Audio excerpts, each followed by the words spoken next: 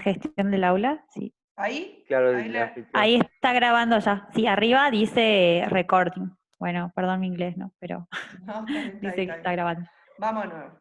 Bueno, entonces, dijimos que es la ciencia que estudia cómo funcionan las plantas, es una ciencia multidisciplinaria, como vamos a ver a lo largo de toda la materia, porque está vinculada a ciencias básicas, como son la física, la química, la biología, la genética, por ejemplo, y aplicadas como la producción vegetal, la fitopatología, el mejoramiento, el manejo de pasturas y bosques. O sea, no podemos entender, no podemos manejar los sistemas o conocer o predecir qué es lo que va a ocurrir, por ejemplo, ante el cambio climático, si no entendemos cómo funcionan las plantas y cómo los factores ambientales van a afectar, o sea, cómo afectan las plantas. Si no sabemos eso, no podemos predecir cómo van a responder y si van a responder o no, o si, por ejemplo, podemos llegar a tener que alguna especie se extinga o una población se extinga localmente.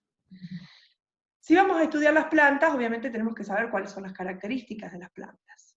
Algunas de ellas, yo voy a enumerar algunas, como ustedes saben, reciben la energía del sol, la transforman y la almacenan a través del proceso de fotosíntesis, y esto les permite ser autótrofas, es decir, son productoras primarias de los ecosistemas.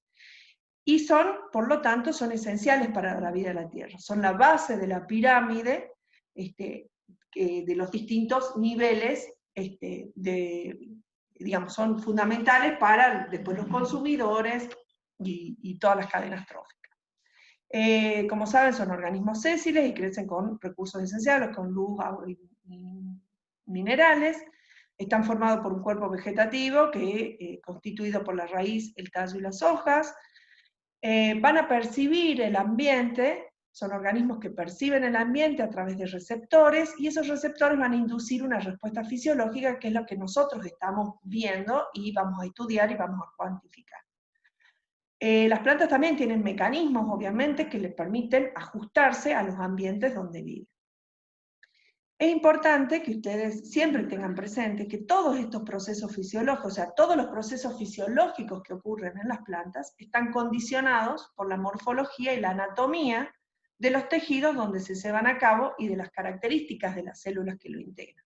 Entonces, ¿por qué es importante repasar primero célula? Para que ustedes tengan presente que todo lo que va a ocurrir, o sea, cada uno de esos procesos va a estar vinculado o condicionado a cómo sea la morfología y la anatomía del tejido o de la célula donde está ocurriendo.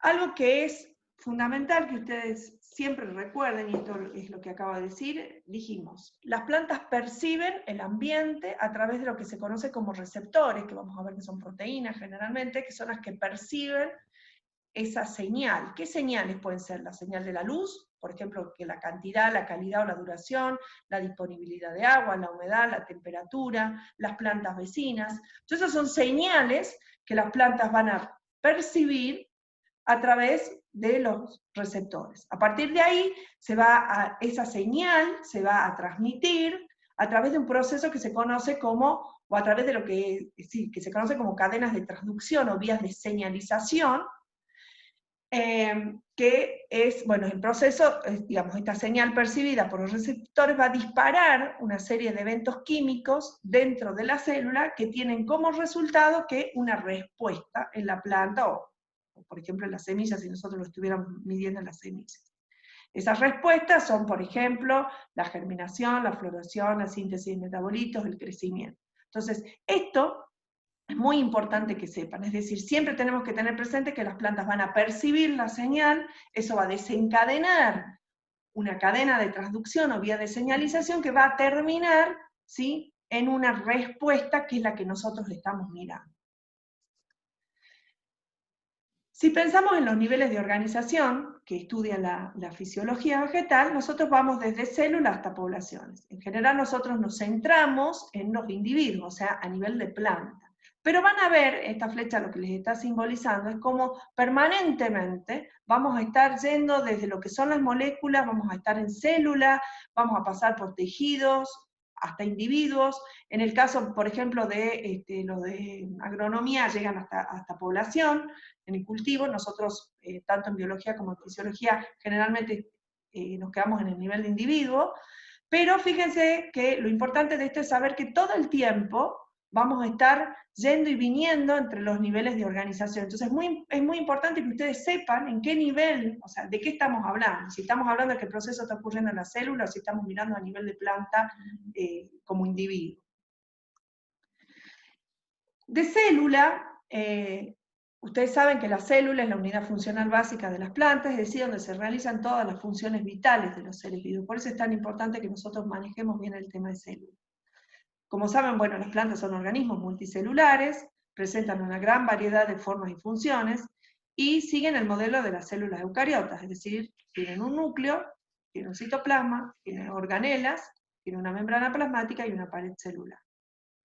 Yo ahora no me voy a detener a que repasemos cada una de las organelas, cómo es la pared, cómo es la membrana, porque ustedes tienen en la semana, tienen el práctico de célula. Entonces, en esta semana ustedes terminen, o sea, repasen célula, esto lo pueden ver desde la carpeta de botánica, o los de biología también tuvieron introducción a la biología, o hay libros de biología, nos avisan, pero hagan una repasada de cómo es la célula, de cuáles son sus organelas, de cuáles son las características. Igualmente, en cada uno de los temas vamos a ir viendo, cuando vayamos viendo cada uno de los temas, vamos a ir viendo las partes importantes. Bueno, vamos a empezar entonces con el tema de agua y las plantas. Como ustedes saben, el agua es el componente mayoritario en la planta. Entre el 80 y el 90% del peso fresco está constituido por agua. Es la forma en que el átomo de hidrógeno, esencial obviamente para todas las moléculas, para las macromoléculas, es absorbido y asimilado a través de la fotosíntesis. Es fundamental para el sostén de las plantas, tanto para el crecimiento como para la forma. A través de la transpiración le permite regular la temperatura a las plantas. Es un disolvente, un excelente disolvente de muchas sustancias, de sales, de azúcares. Es el medio en el que ocurren todas las reacciones bioquímicas. Afecta a la estructura y a la forma de proteínas, de ácidos nucleicos. Es el medio de transporte de moléculas, de solutos entre las células. Y por ejemplo, fíjense cuánta es la magnitud de lo que significa el agua para las plantas, que ahí abajo tienen acá como un ejemplo, que por cada gramo de materia orgánica producida por la planta, 500 gramos de agua se absorben por raíces, se transportan y se pierden por transpiración. Entonces, como verán, el agua es fundamental para el funcionamiento de las plantas, ¿sí? Y eso es lo que vamos a terminar, lo que vamos a ver hoy. Si el agua es tan importante para las plantas, como es lo que estamos viendo, básicamente tenemos que conocer cuáles son las propiedades del agua. Entonces, nosotros acá tenemos nuestra molécula, sabemos que está formada por un átomo de oxígeno y dos de hidrógeno, que están unidos covalentemente, que los dos enlaces forman un ángulo de 105 grados, que el oxígeno es más electronegativo que el hidrógeno, por lo tanto atrae a los electrones del enlace, y aunque la carga total es neutra, al ser, digamos, el oxígeno más electronegativo, se forma una polaridad, o sea, en realidad es una molécula polar. Bueno, las moléculas de agua, a su vez, se unen entre ellas, formando uniones puente de hidrógeno, mediante, bueno, la atracción de cargas opuestas, y esta polaridad de la que estamos hablando le permite ser un excelente solvente de muchas sustancias, como sustancias iónicas, azúcares y otras sustancias. Sus moléculas se atraen fuertemente, digamos, estas propiedades que tiene el agua, que es lo que les permite atraerse fuertemente entre sí, que es lo que se conoce como cohesión, y a su vez también adherirse a otras sustancias, ¿sí? Por eso es la adhesión. Estas propiedades le dan un alto, les otorgan al agua tener un alto calor específico, un alto calor latente de vaporización y tienen una alta resistencia, tienen una alta tensión superficial. Entonces, con base en estas propiedades, nosotros, si pensamos, decir, bueno, ya tenemos en claro que el agua es fundamental para las plantas, ya sabemos qué características, qué propiedades tiene, entonces, si lo pensamos a nivel de planta, ¿cómo nosotros podemos saber cómo es el estado hídrico de las plantas? ¿Cómo podemos medir o cuantificar el agua en las plantas? Tenemos distintas maneras. Tenemos una manera que es la más común, que es que se mide el contenido hídrico relativo al peso, es decir, lo que uno hace es medir la diferencia entre el peso fresco y el peso seco, nosotros, por ejemplo, si necesitamos saber para una planta completa, ¿qué haríamos? Tomaríamos una muestra de plantas, una determinada cantidad de plantas, que por ejemplo pueden estar, que deberían estar, si nosotros quisiéramos cuantificar para un determinado momento del ciclo el contenido hídrico, uno debería tomar una determinada cantidad de plantas, cosecharlas, y ¿qué hacer? Tomarles el peso fresco, o sea, pesarlas, después ponerlas en estufa, por 24 horas, obtener el peso seco y obtendríamos cuánto es, a través de la fórmula, cuánto es el contenido hídrico relativo al peso seco que tienen las plantas. Otra manera es a través de la diferencia del peso fresco y del peso seco, pero dividida la diferencia, pero referido a qué? Al peso al peso fresco de máxima turgencia. ¿Sí? Este peso máximo, la máxima turgencia, se obtiene incubando la muestra de agua, o sea, uno pone el material en agua destilada por varias horas hasta que se equilibre. Y ese sería la cantidad de agua máxima que puede tener el material que nosotros estamos evaluando, sea una hoja, sea un tejido, sea un órgano. ¿Sí? Bueno, y la tercera forma que tenemos es a través del potencial agua.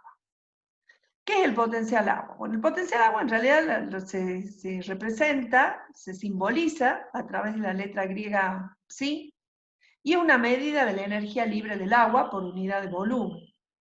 Es el potencial químico del agua, o sea, es decir, es una expresión cuantitativa de la energía libre del agua, o energía disponible para realizar un trabajo, dividido por la fracción molar del agua. El potencial agua corresponde entonces al trabajo que habría que suministrar a una unidad de masa de agua ligada, por ejemplo, que esté ligada al suelo o ligada a las plantas, para llevarla desde ese estado de ligación, digamos, a un estado de referencia, que corresponde al agua libre, ¿sí? A una temperatura y una presión determinada. Ahí está. Como se adopta el valor de cero para este valor de referencia, o sea, el agua pura, todos los potenciales que van a caracterizar al potencial de agua, al agua ligada, van a tener valores negativos, ¿sí? Puesto que nosotros tendríamos que suministrar un trabajo para llevar esa agua de donde está ligada a que sea agua libre. ¿Qué es lo que tenemos que tener nosotros acá presente? A ver, el agua pura, ¿sí? ¿Qué es lo que nos está diciendo? Que el agua pura tiene una capacidad de realizar trabajo. Ahora, cuando esa agua, ¿sí? Que es X, y dijimos que por norma se estableció que esa agua pura tiene un potencial agua igual a 0. Si el agua está ligada al suelo, o está interaccionando con otras moléculas, o está influida por la gravedad, o por lo que sea, esa agua, ¿qué va a pasar? Va a tener menor capacidad de realizar trabajo. Ese es el concepto que tenemos que tener. ¿Sí? Entonces, por eso dice que toda agua que esté ligada va a tener valores negativos. Recién decíamos entonces que este potencial de agua, esta capacidad de realizar trabajo, va a ser el resultado de la suma algebraica de sus componentes. ¿Cuáles son los componentes del potencial agua? El potencial agua va a ser igual al potencial osmótico, y vamos a ver que este potencial osmótico depende de la concentración de solutos. El potencial de presión, que se refiere de presión o de turgencia, que depende de la presión hidrostática. El potencial mátrico, que va a depender de la presencia de superficies sólidas. Y el potencial gravitacional o gravitatorio, que depende de la gravedad, ¿sí? O sea, de la diferencia de altura. Todos estos potenciales, o sea, si nosotros pensamos que el agua pura es 0, todos estos componentes lo que van a hacer es disminuir esta capacidad de trabajo que tiene el agua y hacer que esto sea menor. Las unidades que tiene el potencial agua son, en general, son unidades de energía por unidades de masa, y la más usada es la de megapascal. Entonces veamos cada uno de estos componentes. Potencial osmótico, o potencial de solutos también, dijimos que está relacionado o determinado por la concentración de, está relacionado con la concentración de sustancias osmóticamente activas en la vacuola, bueno, y es idéntico a la presión osmótica del contenido de la vacuola. Los solutos, ¿qué van a hacer? Si el agua está interaccionando con solutos, lo que van a hacer es disminuir esa energía libre del agua. El agua va a tener menos capacidad de realizar trabajo. Ya que, o sea, imagínense, o sea, piensen que cuando el agua está interaccionando con otras moléculas, va a haber un desorden mayor y entonces esa agua va a estar menos disponible para realizar trabajo. Los solutos en solución, ¿qué van a hacer? Como recién dijimos, disminuir el potencial agua de la solución, con relación a que al estado puro que habíamos hablado, por lo cual dijimos que siempre va a tomar valores negativos. Para soluciones ideales diluidas, nosotros tenemos una forma de calcular el potencial osmótico con relación, teniendo en cuenta la constante de los gases, la temperatura y la osmolalidad. O sea que está relacionada con la concentración de solutos.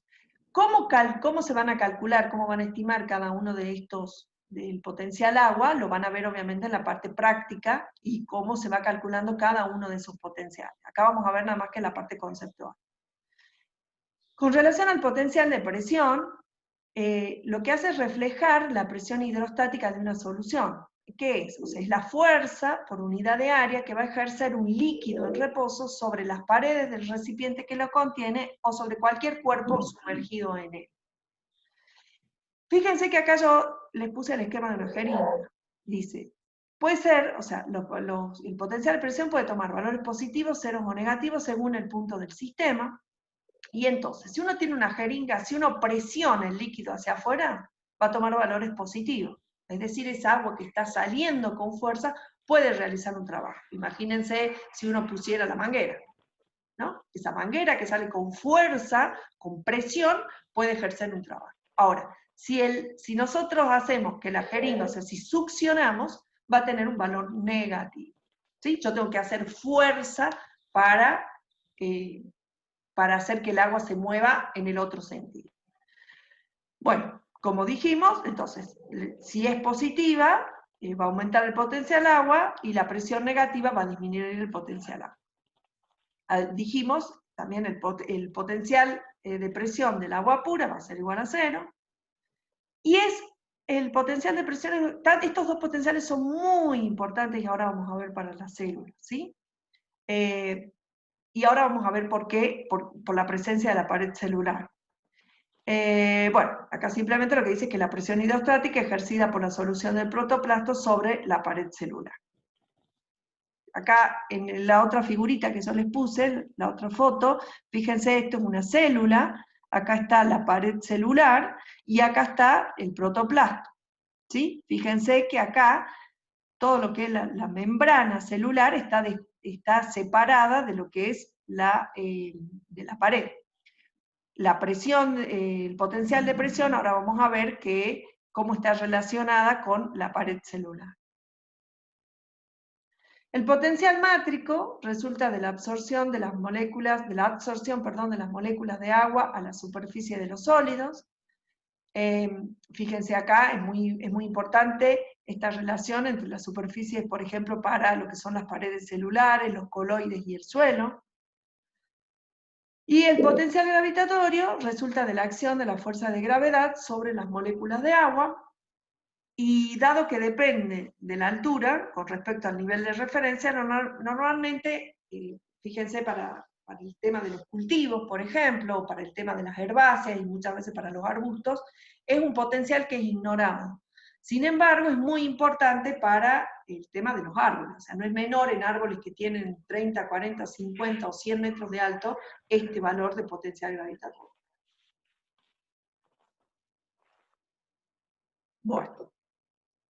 Bueno, y ahí tienen cómo se calcula. En realidad, y el potencial gravitatorio puede tomar valores positivos o negativos dependiendo cuál sea el nivel de referencia. Esta figura que ustedes la tienen en el libro es una figura simplemente para mostrarles cómo a nivel de planta uno puede, o sea, tenemos distintos potenciales agua, ¿sí? Que se van a ir, como dijimos, calculando o determinando basado en los componentes del potencial agua y cuáles son los componentes más importantes en cada una de las partes de la planta. Bueno, entonces dicho esto que es fundamental, porque lo que vamos a ver es cómo el movimiento del agua está basado principalmente por las diferencias de potenciales aguas en la planta, vamos a ver cómo se mueve el agua en la planta. En una planta que está en crecimiento activo, existe, bueno, un movimiento o flujo continuo de agua desde la raíz hasta las hojas. Este movimiento continuo es lo que se conoce, es el concepto de continuo suelo planta atmósfera. El agua viene de manera continua desde el suelo hasta la atmósfera.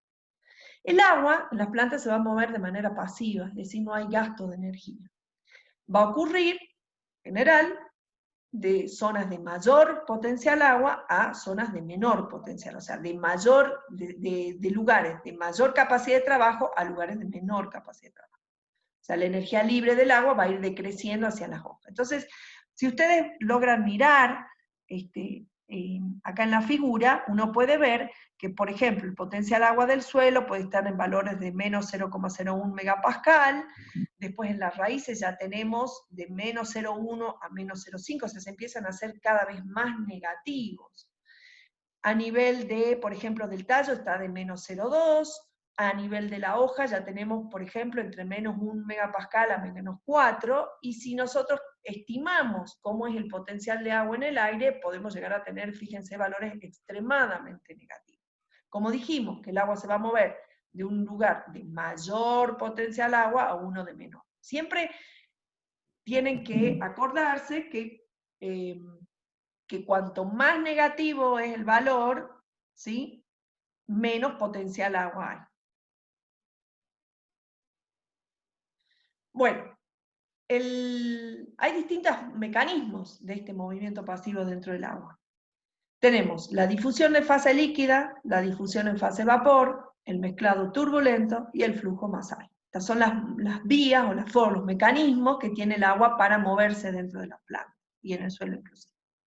Para cada uno de esos, esto es muy importante que tengan en cuenta. Para cada uno de estos mecanismos de movimiento, se puede definir una fuerza motriz y un factor que relaciona el flujo de agua con esa fuerza motriz, que es la conductividad. Es decir, si nosotros queremos determinar o establecer cómo ocurre ese movimiento, ese flujo, ¿sí?, va a depender ¿de qué? De una fuerza motriz que es la fuerza motivadora, es la que produce que ocurre el flujo, y va a estar afectado por este factor, ¿sí?, que dice que relaciona el flujo del agua con esa fuerza motriz, que es la conductividad. La conductividad, a su vez, recuerden que es la inversa de la resistencia. Entonces, a todo flujo siempre hay una resistencia a que ocurra ese flujo. Dependiendo en qué parte del sistema estemos y que estemos evaluando y que miremos los factores que van a afectar, vamos a ver si ese flujo es mayor o es menor. Entonces, empecemos por la difusión en fase líquida. Recordemos entonces que la difusión, las moléculas siempre en una solución no están quietas, están permanentemente en agitación, una agitación térmica azarosa, o sea, se están moviendo. Y la difusión es el proceso espontáneo que determina el movimiento de las moléculas, de iones o partículas, desde una región de mayor energía libre a otra de menor energía, ¿sí? Y la difusión, como recién dijimos, puede ser tanto líquida o en fase vapor. En el caso de la fase líquida, en el sistema que a nosotros nos interesa, que es en el sistema celular, o sea, de las plantas, el movimiento por difusión en fase líquida va a ocurrir cuando se interpone una membrana celular. Por ejemplo, lo vamos a ver en los estomas, en la endodermis de la raíz, o sea, siempre que haya células, alguien cierre el micrófono, está abierto. Entonces, siempre que haya una membrana, el movimiento del agua va a ser por difusión en fase líquida. En el caso de la difusión, el movimiento de las moléculas ocurre en todas las direcciones. Esta difusión, vamos a ver que es muy rápida a cortas distancias, ¿sí? O sea, a nivel, por ejemplo, acá hay un ejemplo que dice que, bueno, y además es muy lenta a largas distancias. Una molécula de glucosa puede ingresar a la célula en 2 segundos, pero demoraría, por ejemplo, 32 años en desplazarse 1 metro, ¿sí? Entonces, la difusión es muy importante cuando el movimiento es de cortas distancias. Acá esto ustedes lo van a ver en el práctico, cómo van a calcular, digamos, cómo ocurre esa difusión. ¿Sí? Acá fíjense que tienen la célula que está más bien flácida, o sea, donde el potencial de presión no existe. Fíjense que acá el potencial de presión es el agua dentro de la vacuola que presiona sobre la pared celular. Acá lo que vemos es que está la presión, el potencial de presión es cero, ¿sí? No está presionando.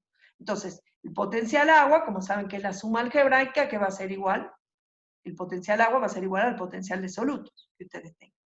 Cuando lo ponen en un medio, en agua, donde conocen el potencial agua, ustedes van a poder estimar, o sea, qué es lo que va a ocurrir. El agua va a entrar por difusión a la célula y va a aumentar el potencial de presión, o sea, esta vacuola al ingresar el agua va a ejercer una presión sobre la pared celular y ustedes, conociendo el potencial agua de la solución y el potencial de soluto, pueden estimar el potencial de presión. Todo esto, digamos, cómo se estima cada uno de los componentes, cada uno de los potenciales, no se preocupen porque lo tienen que resolver bien en la parte práctica. Lo que necesito es que ustedes tengan el concepto de qué significa cada uno de estos potenciales y cómo pueden variar según en qué parte del sistema nosotros estemos mirando. Bueno, ¿cómo es el potencial agua en las células o en los tejidos vegetales? Nosotros dijimos, y es lo que estamos viendo, que nosotros podemos calcular el potencial hídrico de la planta, y dijimos que era el resultado, era la suma algebraica de sus componentes. Acá no está el potencial gravitatorio, pero lo deberíamos agregar en el caso, por ejemplo, que estemos con un árbol. ¿Qué pasa en las células adultas del parénquima? Los intercambios de agua están controlados por la vacuola, como recién dijimos, y se comporta como un osmómetro, en donde también el potencial mátrico se desprecia. Entonces, a nivel de las células, los dos potenciales fundamentales, los que van a determinar ese potencial agua de la célula, son el potencial de presión y el potencial de soluto. ¿Sí? Todos los demás se desprecian. Al entrar el agua, entonces al protoplasto, acuérdense que cuando hablamos de protoplasto nos estamos refiriendo sin la pared celular, se va a generar una presión, ¿sí? ¿Qué va a ocurrir? En algún momento se van a equilibrar esos potenciales agua, ¿sí? Fíjense acá en el inicio, nosotros recién en el otro ejemplito mostrábamos, acá tenemos una membrana, ¿sí? Celular, y entonces tenemos una determinada concentración de soluto. ¿Qué dijimos? Que la difusión iba a ocurrir de un lugar de mayor concentración a uno de menor concentración de agua. Acá el agua está ligada a estos solutos y entonces el agua por difusión va a entrar a la célula. ¿Qué es lo que va a ocurrir? En algún momento estos potenciales agua se van a equilibrar, o sea, el potencial agua fuera de la célula va a ser igual al potencial agua dentro de la célula. Pero fíjense que acá lo que no ocurrió es que se igualen la concentración de solutos, ¿sí? O sea, no es que hubo una salida de solutos hacia afuera. ¿Por qué puede haber mayor concentración de solutos dentro de una célula? Bueno, ya vamos a ir viendo en la nueva materia que puede haber hidrólisis de polímeros, puede haber ingreso de solutos desde el medio externo, ya lo vamos a ver en la clase que viene cuando veamos la parte de nutrientes, o también puede haber una reducción del volumen celular, o sea que en realidad el agua salga de la célula, y entonces internamente va a quedar con mayor concentración de soluto.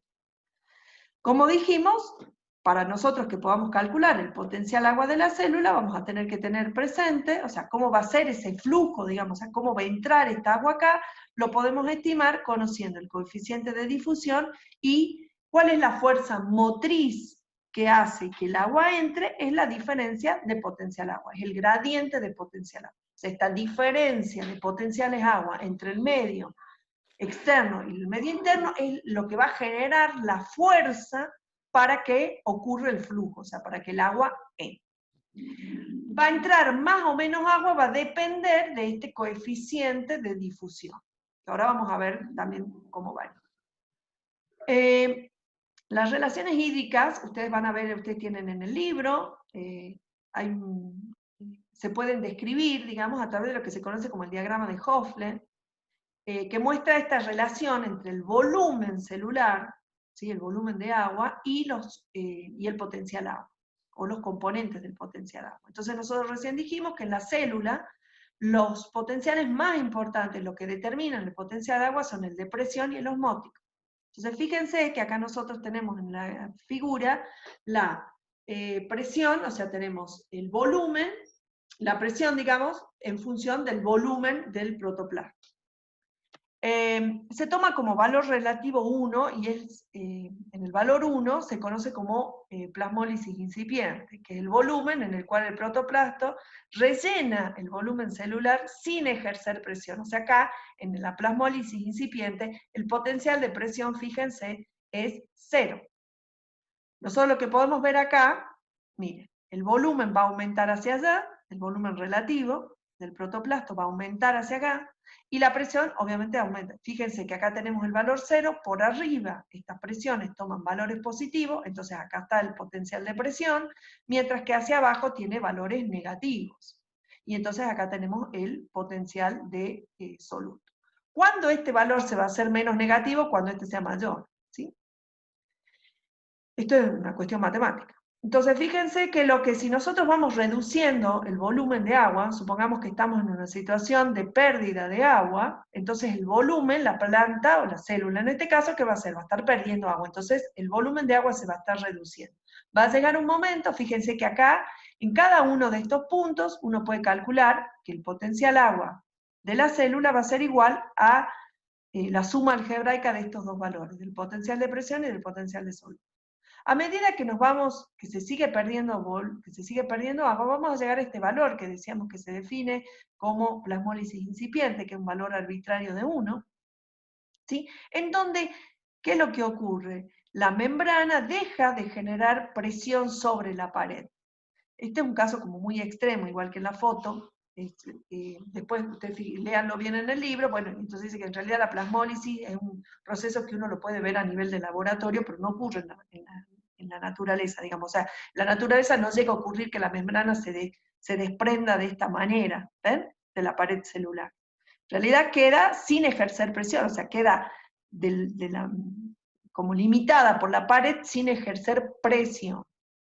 Si seguimos disminuyendo el volumen, fíjense que la presión de turgencia deja de ser, o sea, ya es 0, ya no existe, y entonces el potencial agua está solamente determinado por el potencial de soluto. ¿Sí? De acá para acá, solamente este potencial agua está determinado por el potencial de soluto. Sí, lo que nosotros podemos ver en el campo o en la naturaleza, no vemos la plasmólisis incipiente, como les dije, esto nosotros lo podemos ver en el laboratorio, poniendo las células en medios hipertónicos, y entonces vemos cómo se desprende esta membrana, pero en el campo lo que vemos es cómo las plantas se marchitan, ¿sí? O sea, cómo pierden turgencia. Acuérdense que esto, lo que recién decíamos, para el potencial de presión o de turgencia, es que le dan turgencia a las células cuando nosotros vemos las plantas en un buen estado hídrico. Algo muy importante que tienen que tener en cuenta es la elasticidad de las paredes, ¿sí? Estas paredes, según sean más o menos elásticas, también van a tener un fuerte efecto sobre el potencial agua, ¿sí? Mayor módulo de elasticidad, o sea, la elasticidad se puede medir, ahí existe un módulo, y ese módulo obviamente va a depender de los componentes de la pared celular, por eso también repasen cuáles son los componentes de la pared. Cuanto mayor módulo, mayor presión, es decir, más resistente a la deformación de la pared celular. La elasticidad obviamente se refiere a cambios reversibles, ¿no? De la pared celular. O sea, siempre uno piensa que la pared celular es rígida, ¿sí? Sin embargo, cuando uno mira cómo está compuesta la pared rígida, tiene una cierta elasticidad, ¿sí? Bueno, entonces, ¿cómo ocurre esta difusión en la célula? ¿Sí? Nosotros tenemos, si pensamos, o sea, ya dijimos cuál es la fuerza motriz, ¿sí? Que va a ser la diferencia de potencial agua, pero ¿cómo ocurre? Nosotros sabemos que la membrana lipídica, ¿sí? Es una bicapa que es impermeable al agua.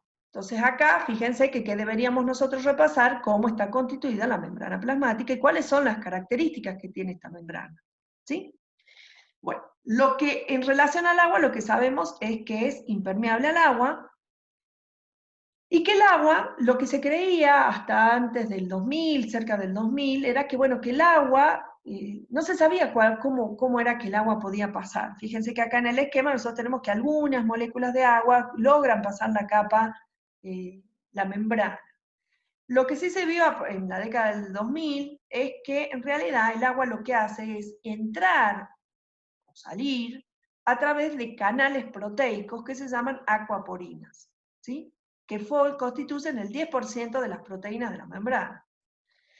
¿Qué tenemos? Si nosotros pensamos, ¿se acuerdan en este coeficiente de difusión? Lo que vemos es que las membranas celulares y las paredes van a aumentar ese coeficiente de difusión, o sea, van a hacer que el flujo sea menor. Mientras que, y entonces por lo tanto van a reducir esa velocidad de difusión. Siempre piensen en la conductividad, qué es lo que está haciendo que disminuya el flujo. Mientras que los plasmodesmos y las acuaporinas van a acelerar esa difusión, ¿sí? Van a facilitar que ocurra el flujo. La permeabilidad va a estar regulada, o sea, que pase más o menos agua va a estar determinado por la abundancia de estos canales, de esta acuaporina, o sea, cuántas acuaporinas haya en esas membranas, y a su vez también por el grado de apertura que estén abiertas, ¿sí? Estas proteínas. O sea, con la configuración que tengan. Fíjense que acá lo que se muestra es una configuración cuando está cerrada una acuaporina o una configuración como cuando está abierta. Y el grado de apertura, entre otras cosas, está regulado por la fosforilación de las acuaporinas.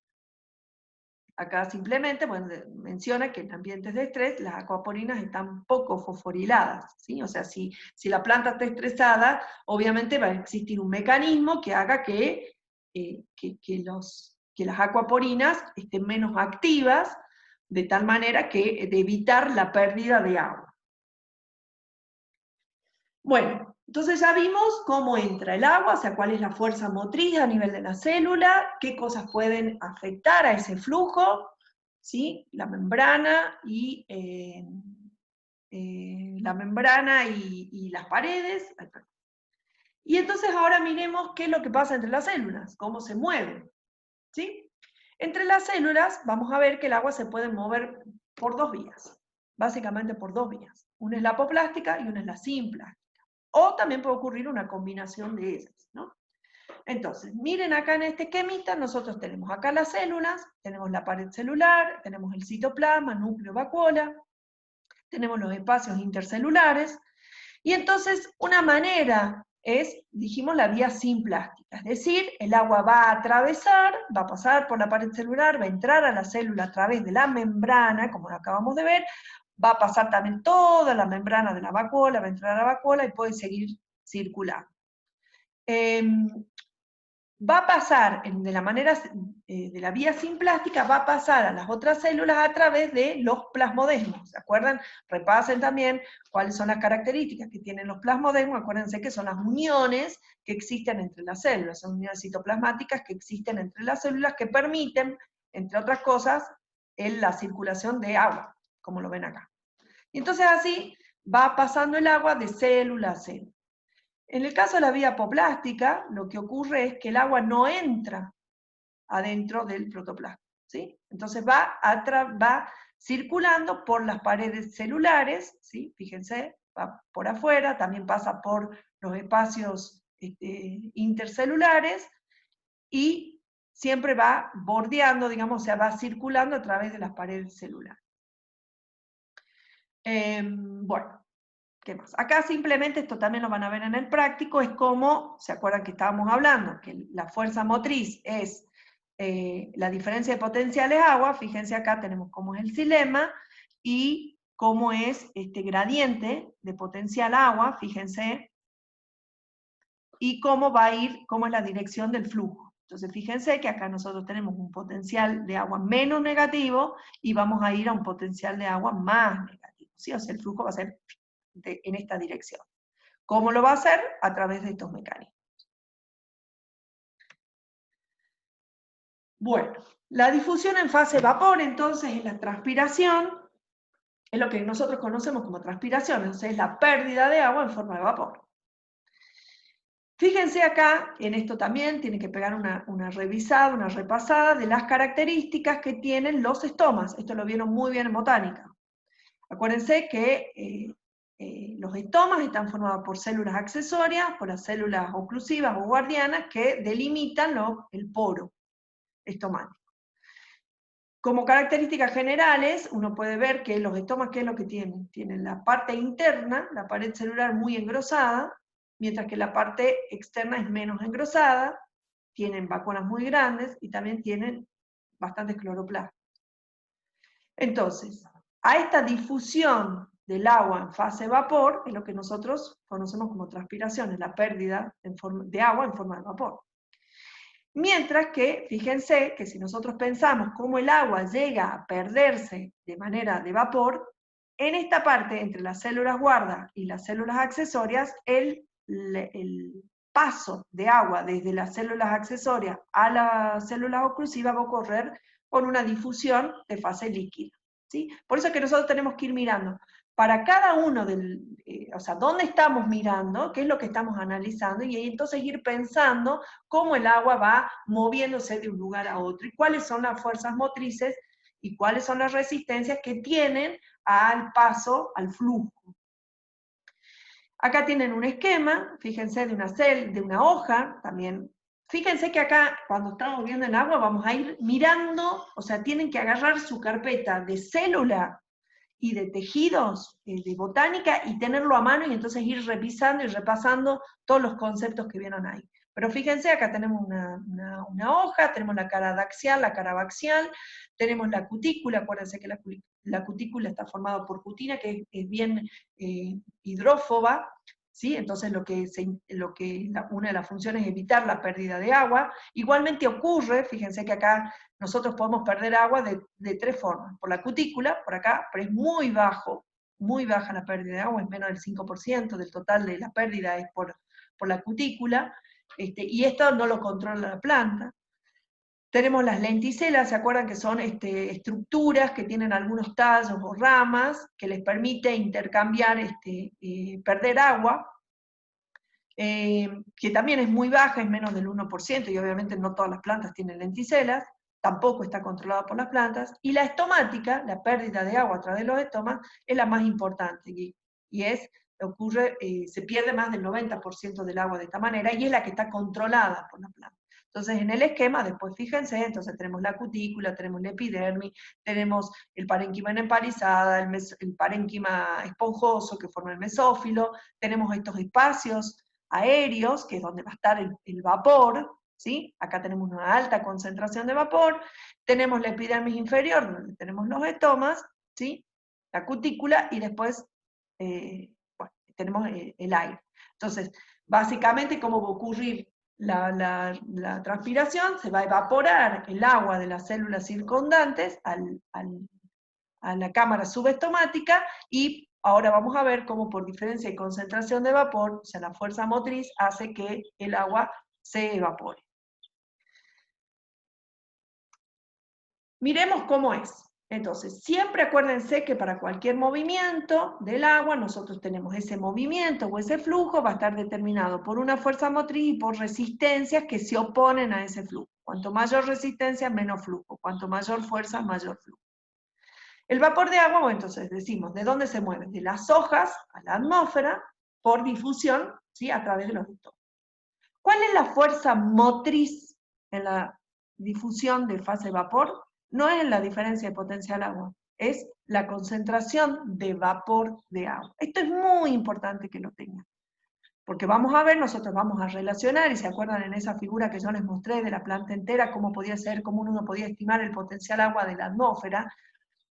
Sí, en realidad, pero eso no, o sea, lo que sí tienen que tener presente es que la fuerza motriz en el flujo transpiratorio es la diferencia de concentración de vapor de agua o de presión de vapor, que es la concentración de vapor de la hoja menos la concentración de vapor del aire, y las resistencias son la resistencia de la hoja más, bueno, acá la pongamos como resistencia de la hoja, y ahora vamos a ver cómo se separa. También se puede expresar en términos de potencial agua, como recién les decía, y Este es del aire, ¿no? La de la hoja y la del aire. También se puede expresar, como les decía, en términos de diferencia de potencial agua entre la hoja y el aire, y entonces fíjense cómo sería, con una humedad relativa del 50% y a 20 grados, el potencial agua de la atmósfera estaría, cercano a la hoja, estaría alrededor de menos 94 megapascal. Acá en el libro, lo pueden leer bien, es cómo se puede calcular o estimar el potencial hídrico en función de la humedad relativa del ambiente. Lo que sí tienen que tener presente es que en la transpiración es en el único caso donde la fuerza motriz no es la diferencia de potencial de agua, sino la concentración de vapor de agua. Sí podemos estimarla o calcularla conociendo la humedad relativa del ambiente. Bueno, ¿cómo? Ya sabemos entonces que la fuerza motriz que origina que el agua salga en forma de vapor es la diferencia de concentración de vapor, que tenemos resistencias que están asociadas a la hoja y al aire. ¿Cómo ocurre entonces que los estomas se abren y se cierran? Algo muy importante que siempre hay que tener presente es que las plantas tienen un compromiso entre abrir los estomas, o sea, cuando veamos fotosíntesis van a ver que, ya lo vieron también en biología o en botánica, es que el intercambio de carbono ocurre también a través de los estomas. Es decir, para que pueda ingresar el dióxido de carbono a las células para que se fijen en la fotosíntesis, tienen que abrirse los estomas. Y la apertura de estomas, vamos a ver que también ocasiona esto, lo que estamos mirando, que es la transpiración, es decir, la pérdida de agua. Entonces existe un compromiso entre abrir los estomas para fijar dióxido de carbono y que los estomas estén cerrados para evitar la pérdida de agua. Entonces, en ese compromiso, después vamos a ver cómo las plantas tienen distintas estrategias que han desarrollado a lo largo de la historia evolutiva para resolver esos conflictos o ese compromiso entre la apertura de estomas para la fijación de carbono pero que no se pierda agua y se terminen deshidratando y muriendo. Lo que vamos a ver acá, básicamente, eso se los voy a contar, es cómo se abre y cierran, cuál es el mecanismo de apertura y cierre de estomas, pero solamente relacionado al agua. La clase que viene vamos a mirar cómo es el mecanismo en cuanto a la relación de los solutos. Lo vamos a ver en forma detenida. Ahora simplemente nos vamos a centrar qué es lo que pasa con el agua.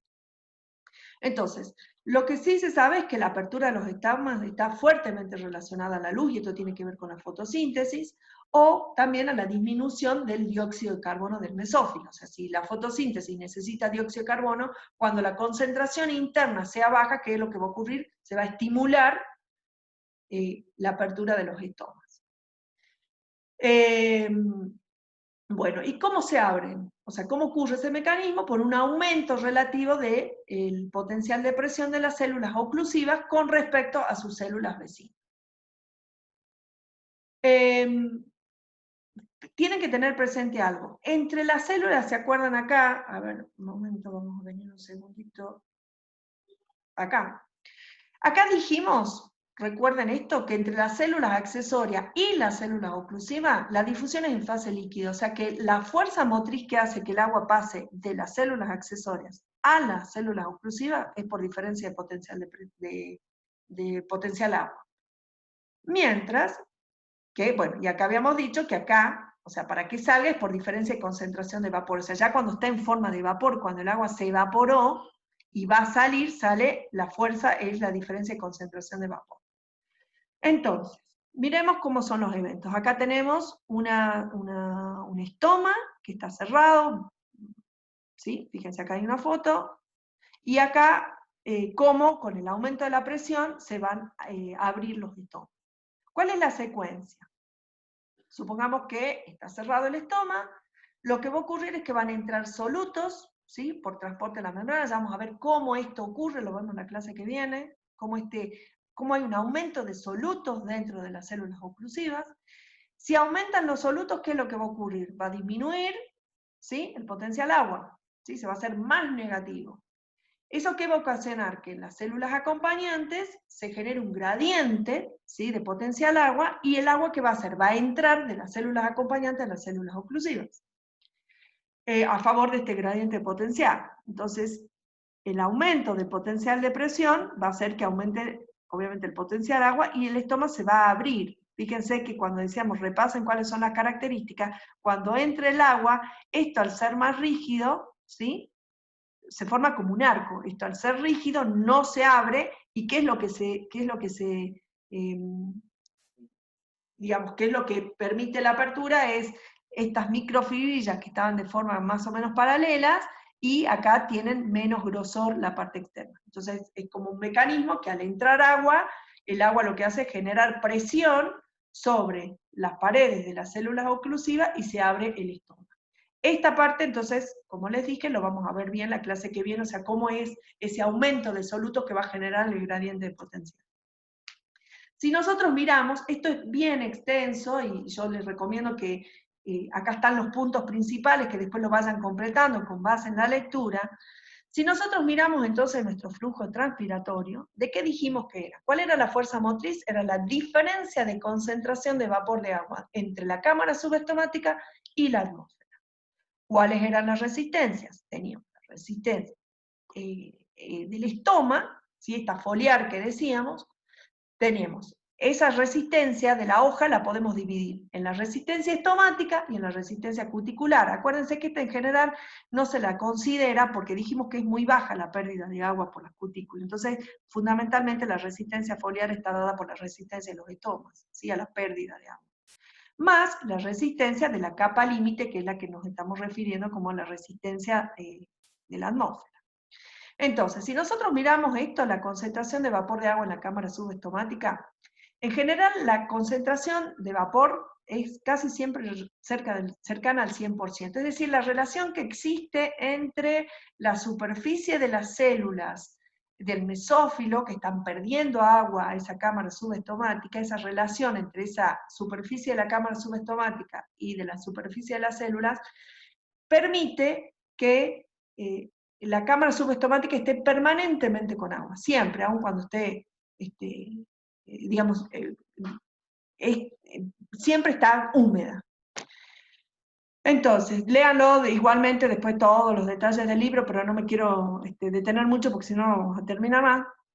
Fíjense, bueno, entonces esta concentración de vapor de agua, ¿de qué depende? Va a aumentar con la temperatura de las hojas y está muy poco afectado por el contenido hídrico de la planta, eso es lo que les quería decir recién. O sea que, aun cuando las plantas estén estresadas, las cámaras subestomáticas de las células de las hojas siempre están cercanas al 100%. Con relación a la concentración de vapor de agua de la atmósfera, va a variar muy poco con la atmósfera. Piensen lo que significa la atmósfera y lo que pudiera estar saturado o no de vapor. Y entonces está muy poco afectada por lo que es la temperatura. Con relación a la resistencia foliar, y particularmente a la estomática, vamos a ver que están fuertemente afectadas por la concentración de dióxido de carbono, por la luz, por el déficit de presión de vapor, por la temperatura, por el estado hídrico de las hojas, del suelo. Todos esos factores van a afectar a la resistencia foliar y por lo tanto a este flujo transpiratorio. Y la resistencia de la capa límite, la capa límite es esa capa muy pequeña que existe cercana a la hoja, es una masa de aire adyacente a la hoja que se mueve por flujo laminar. Y entonces acá, ¿quién influye? Si tenemos un día de mucho viento, se va a disminuir esa capa, ¿sí? Y va a afectar obviamente a esta resistencia. O sea, va a disminuir la resistencia y por lo tanto va a aumentar el flujo. O sea, en un día de mucho viento, ¿qué es lo que va a ocurrir? Esta resistencia va a ser menor, por lo tanto esta va a ser mayor. Obviamente que también hay que tener presente estos otros componentes, ¿no? Entonces, acá tenemos los gráficos de cómo estos factores van a afectar a la resistencia estomática. Fíjense cómo a medida que aumenta la concentración de dióxido de carbono interno, hay un cierre, o sea, hay mayor resistencia estomática, por lo tanto hay un cierre de estomas, ¿sí? Esto lo vamos a ver también con un poco más de detenimiento cuando veamos fotosíntesis y veamos cuál es la relación entre la concentración de dióxido de carbono interna, pero básicamente, fíjense, cuando va aumentando, ¿qué es lo que ocurre? Aumenta el dióxido de carbono, se supone que los estomas deberían estar abiertos para que entre el dióxido de carbono. Sin embargo, en algún momento va a ir cuando se satura el aparato fotosintético, lo que va a producir es que haya un cierre de estomas, o sea, que haya mayor resistencia estomática. Con relación al flujo de luz, como saben, la luz puede operar mediante dos maneras, a través de la fotosíntesis, es decir, la baja concentración de dióxido de carbono en la cámara subestomática va a estimular la apertura de los estomas. Pero también existen fototropinas, que son proteínas, que van a intervenir, que son los fotorreceptores, que van a intervenir en la apertura de los estomas. Pero básicamente, a medida que aumenta el flujo de luz, va a disminuir esa resistencia, se va a tender a que los estomas se abran, ¿sí? Y fíjense, con el aumento hay un valor, es menor la resistencia de los estomas. ¿Por qué? Porque los estomas tienen que estar abiertos para que se pueda fijar el dióxido de carbono. Con resistencia a la diferencia de presión de vapor, pasa lo mismo, o sea, aun cuando la diferencia de presión de vapor es la fuerza motriz, va a aumentar, ¿sí? A medida que aumenta, y esto tiene que ver con que las plantas no terminen deshidratándose, ¿sí? O sea, cuando no hay un balance, o sea, cuando no se termina equiparando lo que entra con lo que sale, y va a pérdida, por así decirlo, es decir, es más lo que se pierde de agua que lo que está absorbiendo por raíces, entonces lo que ocurre es que en algún momento se cierran los estomas, ¿sí? Con relación a la temperatura, tiene una respuesta de tipo bifásica, fíjense, o sea, a bajas temperaturas hay una alta resistencia, a altas temperaturas también hay una resistencia, y hay una temperatura óptima. Y acá, en cuanto a las temperaturas bajas, acá tiene que estar asociado a toda la baja de metabolismo, asociado a las bajas temperaturas, y acá, por el contrario, a un alto metabolismo, es decir, acá hay por ejemplo, mucha respiración, ¿sí? Entonces, al aumentar todo el metabolismo, va a afectar también, obviamente, a la apertura de los estomas. Y por último, acá tenemos el potencial de agua de las hojas. Fíjense, cuando es bajo, ¿sí? O sea, cuando es positivo, fíjense que, o sea, cuando las plantas están hidratadas, vamos a ver cómo la resistencia estomática es menos, después hay un umbral de sensibilidad a partir del cual empieza a aumentar. Es decir, cuando las hojas empiezan a estar estresadas hídricamente, ¿cuál es el mecanismo? El de cierre de los estomas para poder retener agua y no morir deshidratado. Esto, que yo se lo estoy contando así medio rápido, cada uno hay que ponerse a analizarlos y a mirarlos, así que esto está en el libro, por supuesto. Entonces, para cada uno de estos gráficos, tómense el trabajo de ir mirando qué es lo que pasa y cómo se están relacionando estos factores con otros componentes, como otro proceso, como es la fotosíntesis, ¿sí? Igual, la idea es que, obviamente, cuando termine la materia, ustedes puedan integrar todo. Acá simplemente son dos esquemas, dos figuras que están en el gráfico, en el libro. Uno es cómo es la respuesta estomática, si nosotros lo miráramos a lo largo del día, cómo es la apertura de los estomas en función del día. Fíjense que los estomas acá podemos ver para días más secos, para días nublados, para plantas suculentas, para no suculentas. Entonces, miren cómo es la dinámica de la apertura de los cierres de estomas. Si dijimos que la luz está involucrada, fíjense que de noche los estomas están cerrados, ¿sí? Para evitar la pérdida de agua. De día, más o menos como a las 6 de la mañana, ya se empieza a estimular la apertura de los estomas para el ingreso de dióxido de carbono, tienen una curva máxima, y después, a partir del mediodía, de nuevo los estomas empiezan a cerrarse hasta el atardecer.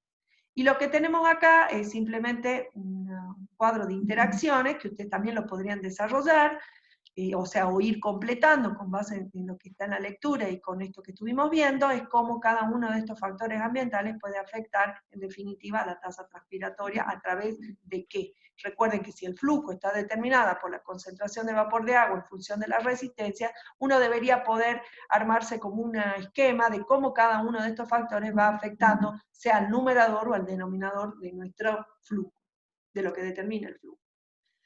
El tercer movimiento que dijimos del agua es el mezclado turbulento. Entonces, ¿qué es lo que pasa? Una vez que ese vapor de agua supera la capa límite, se va a mover por mezclado turbulento. Entonces, esto ya es, acuérdense, esta es la capa límite, ¿sí? Que está cercana a la hoja, y a partir de ahí ya tenemos todo lo que es el aire, ¿sí? Entonces el agua, ese vapor de agua ya se mueve de manera turbulenta. Bueno, la fuerza motriz está también, obviamente, determinada por el gradiente de concentración de vapor, y también va a haber un coeficiente de turbulencia. Y acá, obviamente, uno de los factores más importantes es el viento. Bueno, nos queda el último, el flujo masal.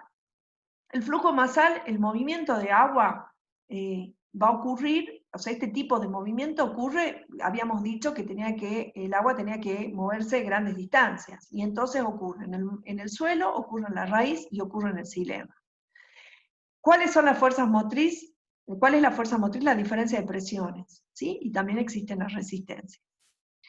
Lo que vamos a ver ahora es cómo al trasladarse, por ejemplo, en el caso del xilema, cómo el radio de las células del xilema, de los vasos, dice es mayor este flujo si el tubo es mayor y menor si el agua, por ejemplo, es más viscosa. Ahora vamos a ver cómo se relaciona el diámetro por donde circula el agua con la viscosidad. Bueno, es el mecanismo principal para las largas distancias, y las moléculas se van a mover de manera conjunta y en una dirección. ¿Se acuerdan que nosotros decíamos que en la difusión las moléculas se movían de manera para todos lados, en todas direcciones, mientras que acá el movimiento es direccional? ¿Cómo pasa? Bueno, veamos qué pasa en el suelo. Sabemos que el suelo es complejo, que está formado por distintas componentes, bueno, que el contenido de agua y la velocidad, o sea, acá en el suelo vamos a tener también los distintos tipos de suelo, si es arenoso, arcilloso, limoso. El contenido de agua y la velocidad a la que se mueve el agua en el suelo también, bueno, van a depender obviamente del tipo de suelo y de la estructura que tengan. El principal componente, por ejemplo, a nivel de la superficie, o sea, uno de los componentes más importantes en el suelo, dijimos que es el potencial mátrico, que es el agua que está retenida a los sólidos, a estas partículas del suelo, el agua queda retenida. O sea, el agua puede estar ocupando estos espacios entre las partículas del suelo, y a su vez tenemos la que está muy retenida a las partículas. En la superficie del suelo, donde por ejemplo el potencial no hay potencial de presión y el potencial osmótico es despreciable, el potencial agua en la superficie es igual a menos, es igual al potencial mátrico. Sin embargo, bueno, también en profundidad el potencial de presión puede ser muy negativo en suelos con una baja cantidad de agua. El agua se va a mover en el suelo por flujo masal, como dijimos, hacia la superficie de la raíz, por los canales que conectan los poros, siguiendo un gradiente de presión. Esta es nuestra fórmula, fíjense que acá también está la distancia que hay. Entonces, ¿cómo llega el agua a las raíces? El agua por el suelo se va a mover por flujo masal. ¿Está? Acá hay otro esquema donde muestra la conductividad en función del potencial agua del suelo. Entonces fíjense para los distintos tipos de suelo cómo es la conductividad en función del potencial agua del suelo. Esto obviamente revísenlo, pero bueno, tiene que ver con cuáles son las características de cada uno de los suelos, con la capacidad de retención del agua, y entonces eso va a determinar la conductividad y en definitiva nuestro flujo, ¿sí? Hay dos conceptos que son importantes con relación al movimiento del agua en el suelo y la planta. Uno es la capacidad de campo. La capacidad de campo se refiere a la capacidad del suelo de retener el agua, es decir, una vez que uno riega y permite que el agua drene, o sea, se pierda por gravedad, lo que queda es lo que se conoce como capacidad de campo. Es el contenido de agua del suelo luego que ha sido saturado y se ha permitido que el exceso drene. Y en general ese potencial se lo considera cercano a cero, creo que es menos 0,003.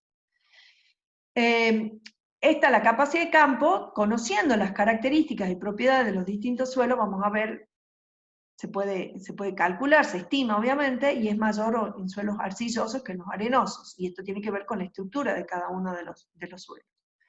Por otra parte tenemos lo que se conoce como el punto de marchitez permanente, que es el contenido hídrico del suelo en el cual una planta ya se marchita. Se encuentra en un valor de potencial de agua de menos 1,5, Y en general lo que se ve es que es independientemente del suelo, aun cuando sea ese contenido de agua del suelo, no depende del suelo, es una característica de las plantas. O sea, el punto de marchitez permanente para las plantas es de alrededor de menos 1,5 para todas las especies. ¿Sí? Bueno, veamos rápidamente qué es lo que pasa con el movimiento del agua en las raíces. Entonces dijimos, ya sabemos cómo se mueve el agua, cómo entra el agua a las células, cómo se mueve entre células.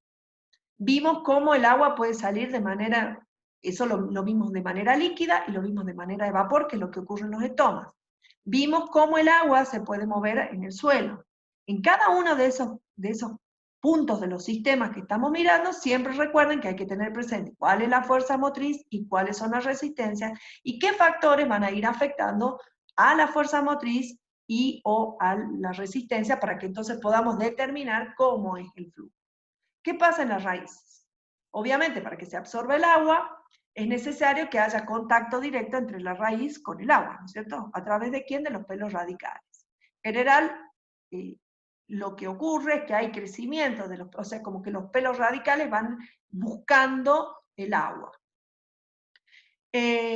¿Cómo se mueve el agua? Se puede mover por tres vías. Digamos, en esta interacción estamos mirando esta partecita, digamos, ya cuando está el suelo y está el pelo radical, cómo es este movimiento de agua, o sea, cómo va a entrar. Puede entrar por vía apoplástica, ahí me traía ahí una S, por vía simplástica, o también por vía transcelular o transmembranosa, que lo que hace es como una combinación, pero, o sea, va a través de las paredes y de las membranas, pero no de los plasmodesmos, ¿sí? O sea, no pasa por los plasmodesmos, va pasando de célula a célula, pero atravesando pared y membrana, pero no por los plasmodesmos. Entonces, fíjense que acá tienen un esquema, revísenlo, tienen los pelos radiculares, tienen la epidermis, tienen el córtex, después viene todo lo que es la endodermis, el periciclo, el xilema y el floema. Entonces, fíjense que acá les muestra cómo es la vía simplástica, ¿sí? Cómo entra y después va pasando a través de los plasmodesmos, y por vía apoplástica, cómo va a través de las paredes celulares, pasando. Y podríamos tener esta combinada que es la transmembranosa. Ahora, ¿qué es lo que pasa en las raíces? Aparece en esta endodermis, la endodermis está formada por lo que se conoce, está rodeada, digamos, por las bandas de Caspary, que son engrosamientos de las paredes celulares con suberina, que lo que impiden es el movimiento de agua por vía apoplástica.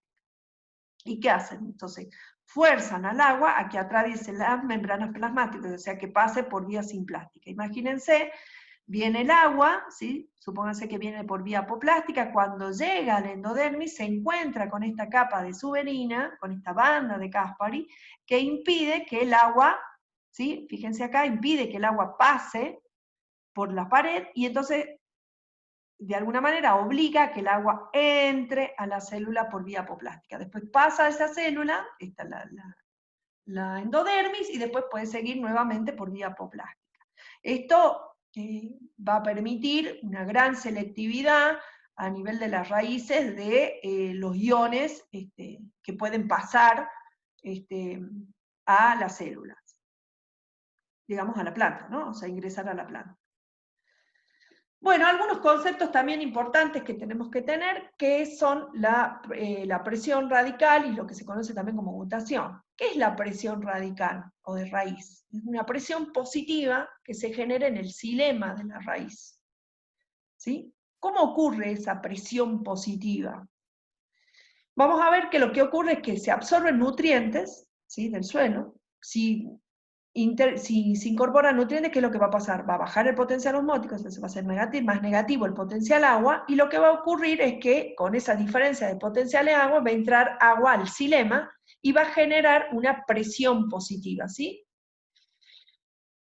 ¿Cuándo ocurre esto? Cuando, por ejemplo, hay una baja transpiración, cuando hay altas temperaturas en el suelo, cuando hay nutrientes disponibles, cuando hay alta disponibilidad hídrica, o sea, es una manera, esta presión radical lo que hace es ingresar agua a la raíz, ¿sí? Y va a generar esta presión positiva en el xilema.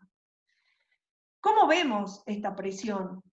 ¿Sí? Que se origina por este ingreso de solutos.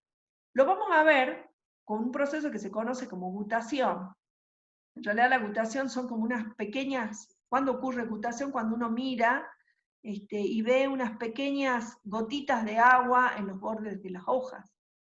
Y entonces esas pequeñas gotitas de agua son las que se liberan a través de los hidátodos, son debidos a esta presión positiva. Imagínense que entra agua, genera una presión positiva, y esa presión positiva que se transmite a través del xilema de la planta llega hasta las hojas y se pierde como gotitas de agua.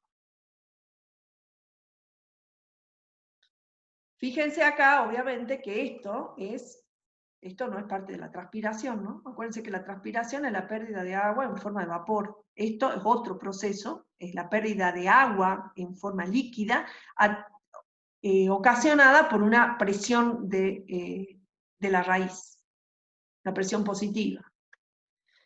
Bueno, veamos cómo pasa, ya vimos entonces qué pasa en el suelo, qué pasa en la raíz, y entonces miremos cómo se mueve el agua en el xilema. Nosotros tenemos que el agua se va a mover en el xilema, obviamente a través de los vasos y las traqueidas, dependiendo si son angiospermas o gimnospermas, y el xilema forma una vía simple y despejada de circulación. Acuérdense acá que deberían repasar cómo están constituidos los vasos y las traqueidas, cuáles son las características. Acuérdense que son células muertas y entonces forman como tubos, como están ensamblados, entonces son tubos que permiten, son como cañerías.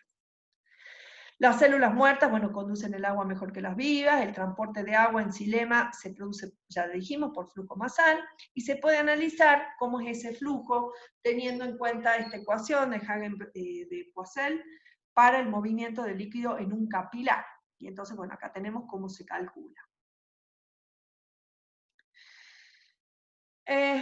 No sé por qué me quedó esta cosa amarilla ahí, horrorosa. Bueno. Fíjense, tenemos un esquemita, cómo viene circulando el agua. ¿Cómo puede circular el agua? Acuérdense que gracias a las propiedades que tiene el agua, ¿sí?, de cohesión entre las moléculas y de adhesión a las paredes, hay un continuo de agua que va circulando. ¿Desde dónde? Desde el suelo hasta la atmósfera, como habíamos hablado de este continuo suelo, planta, atmósfera.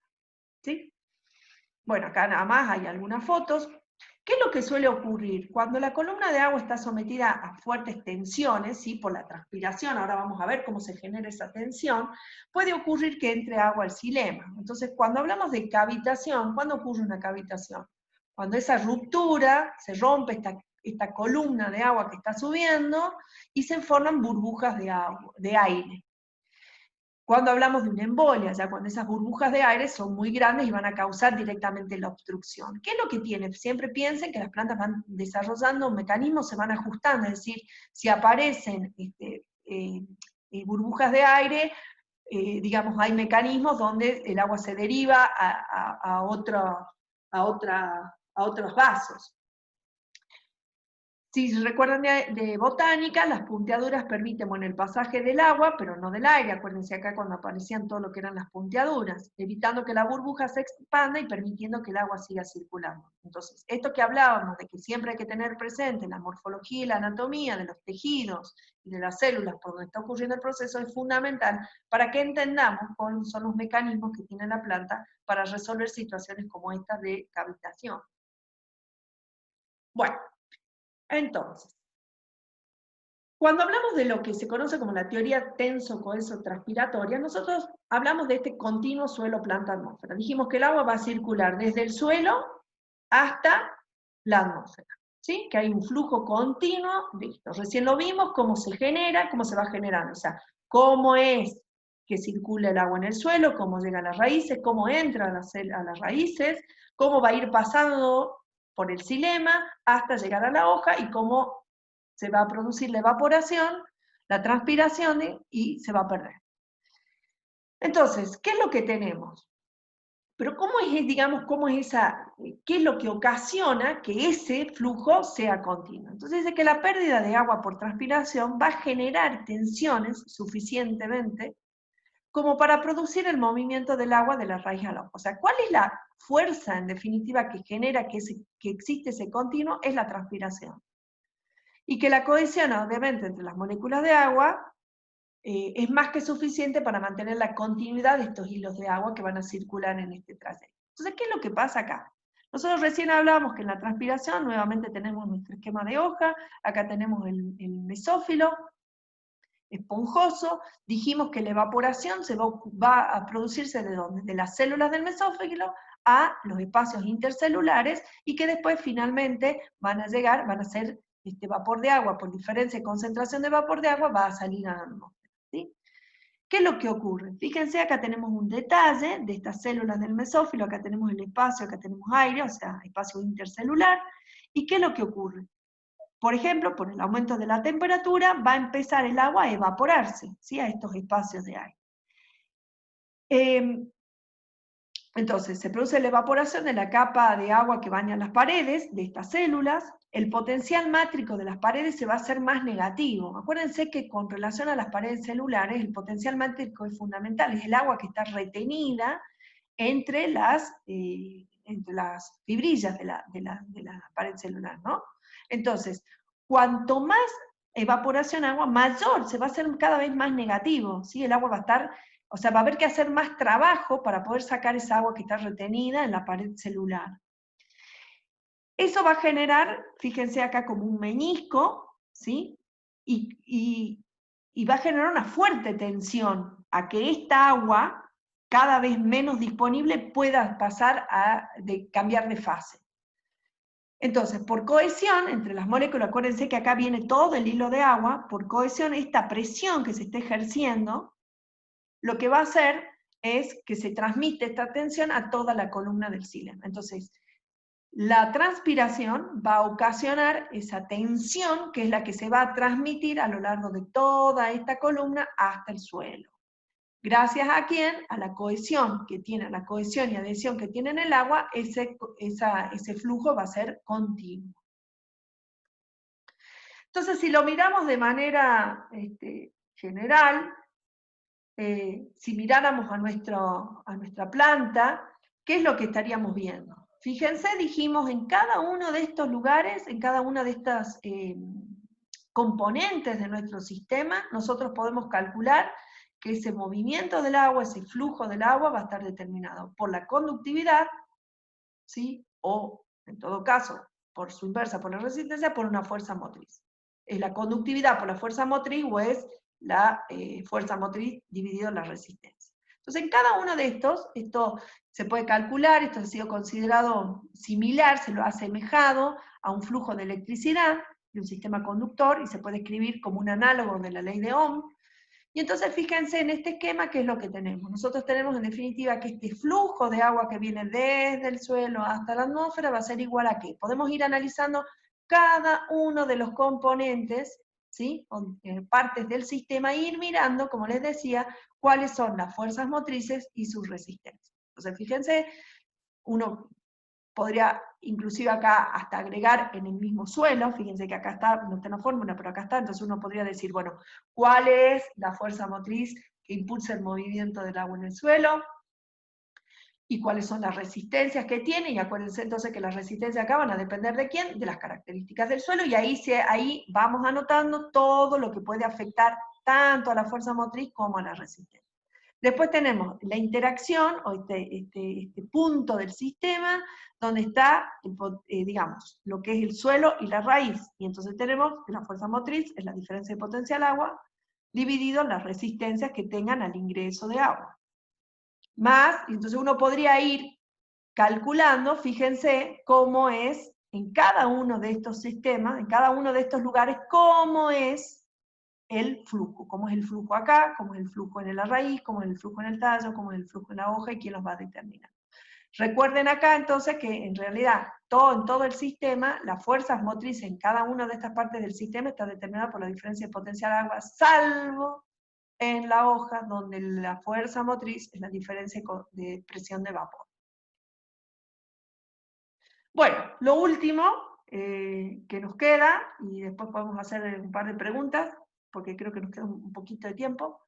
Vamos a ver, son la parte de estreses, fíjense que al final, cuando vean el cronograma, o la matriz de contingencia, vamos a ver que toda la parte de estreses la vamos a ver al final, así que ahora simplemente vamos a ver algunos conceptos importantes que tenemos.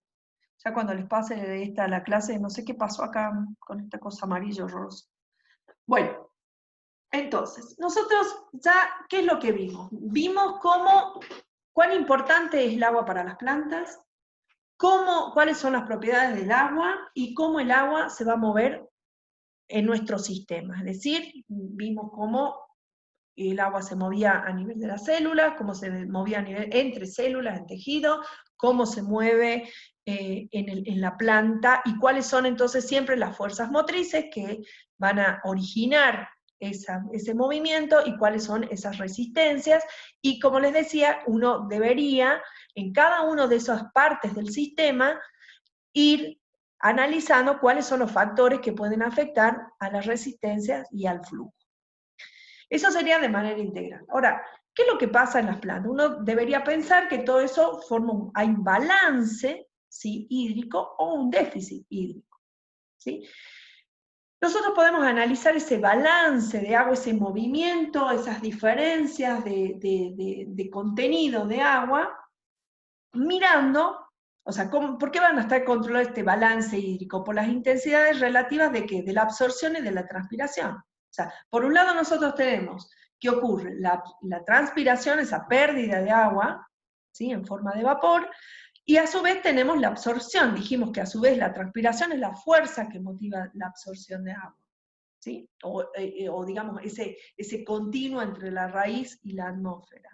Entonces, el balance entre la transpiración, entre estos dos procesos, la transpiración y la absorción, es la que nos va a decir ¿sí? Es la que nos va a dar, perdón, el balance hídrico de una planta. Fíjense que acá lo que nos está mostrando son las intensidades relativas de estos dos procesos, de la transpiración y de la absorción de agua, en función del tiempo. Acá tenemos un día.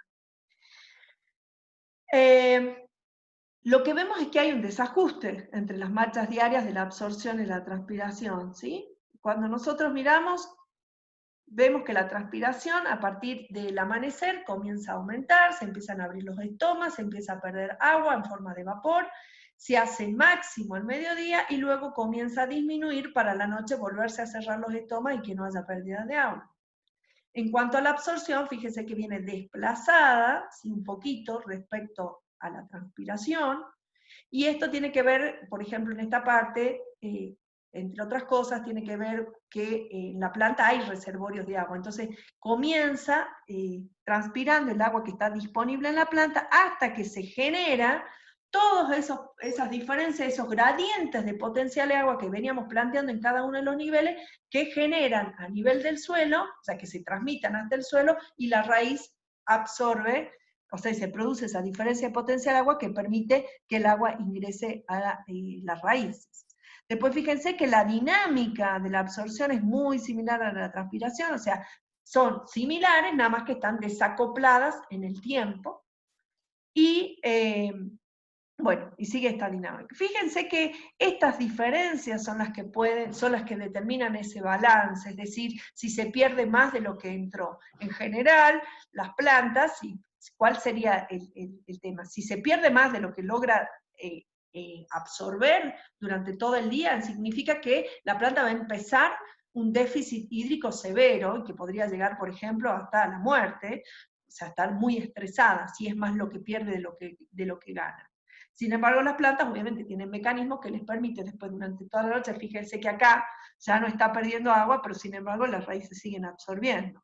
Entonces hay como un balance, según cómo las plantas puedan ajustarse y puedan compensar las pérdidas absorbiendo agua, van a estar más o menos en déficit hídrico. Existe un mecanismo, fíjense que es muy interesante, que les permite a las raíces, sobre todo en suelos secos, no perder su turgencia. Es decir, imagínense, o sea, pensemos en situaciones de estrés hídrico o de muy baja disponibilidad de agua en el suelo. ¿Cómo va a ocurrir el gradiente? El potencial agua de la raíz tiene que ser menor a la del suelo para que se genere el gradiente y el agua entre, ¿no es cierto? Ahora, ¿qué pasa cuando el suelo está muy seco? Las plantas no pueden disminuir, o sea, hay un valor límite por el cual ya no pueden disminuir más su potencial de agua. ¿Se acuerdan que el punto de marchitez permanente estaba en menos 1,5 megapascales? Entonces, una de las formas que tienen las plantas para poder generar ese potencial osmótico bajo que permita que el agua entre a la célula es lo que se conoce como ajuste osmótico u osmorregulación. ¿Qué es? Es el aumento del valor absoluto del potencial osmótico debido a un aumento de la concentración de solutos asociados a un aumento en el contenido de solutos en la célula y no a la caída de volumen. Acuérdense que nosotros podíamos o aumentar esto o disminuir esto, ¿sí? ¿Qué es lo que ocurre con el ajuste osmótico? No se debe a pérdida de agua, no se debe a cambios en el volumen de agua, ¿sí? Que van a estar asociados acá. Se debe simplemente a cambios en la concentración de soluto, por eso es un ajuste osmótico, ¿sí? El potencial osmótico se hace más negativo y entonces va a hacer que esto se haga más negativo y entonces el agua entre. Al entrar agua, ¿qué va a hacer? Va a aumentar esto, el potencial de presión. ¿Qué es lo que nos permite este ajuste osmótico? Mantener niveles más altos de turgencia. Obviamente sabemos que la turgencia es muy importante para el crecimiento celular y, como recién les decía, va a impedir la pérdida de turgencia en las raíces en suelos secos. Bueno, ¿cómo podemos, con relación al déficit hídrico que tenemos? Un tejido, bueno, obviamente está en déficit hídrico cuando su potencial agua...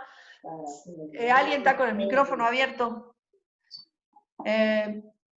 Bueno, cuando el potencial agua se halla por debajo del que corresponde al agua pura. Entonces, como dice acá abajo, en realidad siempre los tejidos vegetales tienen un grado de déficit hídrico, ¿sí? Porque el agua no está pura, el agua está ligada.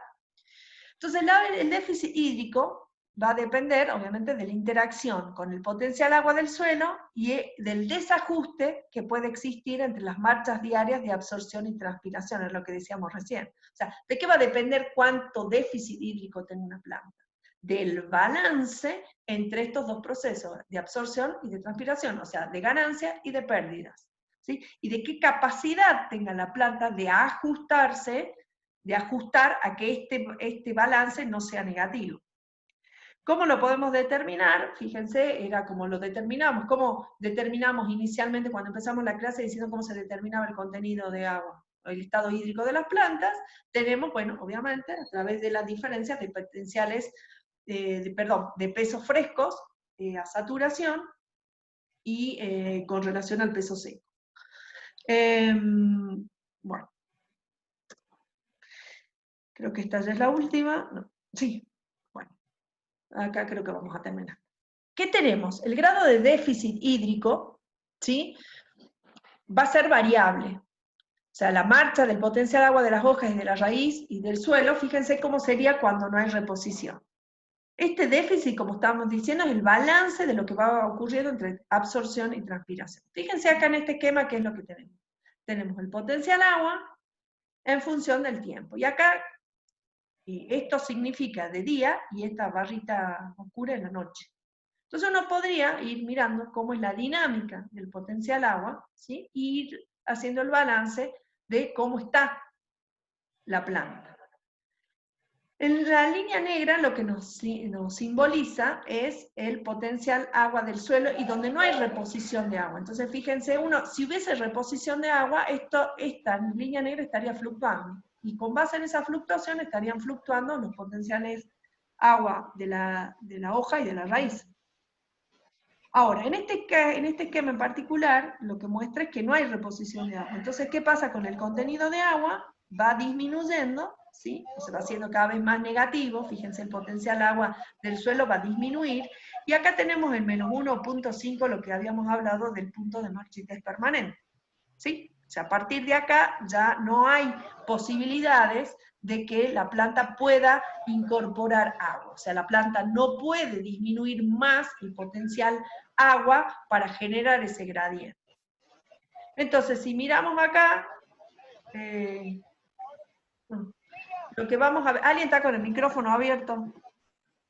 Lo que vamos a ver acá con color verde, ¿sí? Es el potencial agua de la hoja. Entonces, fíjense, si nosotros miráramos cómo es la dinámica, vamos a ver cómo el potencial agua durante el día de la hoja se va a hacer más negativo, ¿sí? Hasta un punto máximo, y después de nuevo va a recuperarse. Y entonces usted tiene que estar pensando que acá está operando que es la transpiración, ¿no es cierto? O sea, se está perdiendo agua, los potenciales son bien negativos, se genera ese gradiente de potencial donde se acelera. Después a la noche se recupera, ¿sí? Y al día siguiente vuelve a empezar, entonces tiene una oscilación de este tipo, ¿sí? Que a su vez, fíjense que siempre se va ajustando al contenido, a los potenciales de agua del suelo, ¿está bien? Y con la raíz va a pasar lo mismo, fíjense que la dinámica es similar, pero no tan pronunciada, con relación a cómo son los potenciales de agua de la raíz. Entonces, en esto, cómo sea esta dinámica entre el potencial agua de la hoja, el potencial agua de la raíz y el potencial agua del suelo y los procesos de respiración y de absorción, son los que nos van a permitir conocer cuál es el grado de déficit hídrico de una planta.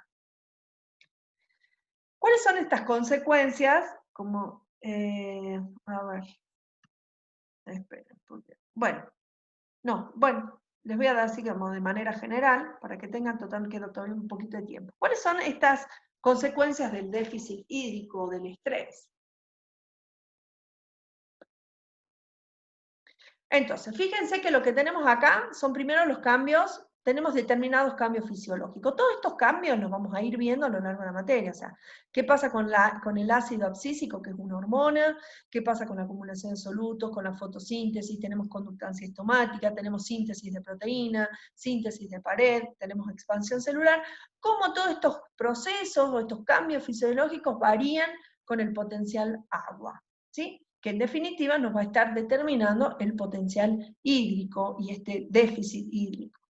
Entonces fíjense que acá tenemos el agua pura y acá tenemos valores de potencial agua muy negativos, y fíjense que uno podría decir, si uno mirara el nivel de estrés, de acá donde no hay estrés, cuando tenemos agua pura, hasta niveles de estrés muy severos, ¿sí? Alrededor de estos valores de potencial agua que van a llevar a la muerte de las plantas. Entonces, ¿qué es lo que podemos ver? En un primer momento uno puede ver que lo que ocurre es que se frena el crecimiento, ¿sí? O sea, se afecta fundamentalmente todo lo que son la síntesis de proteínas, síntesis de pared, todo lo que es expansión celular.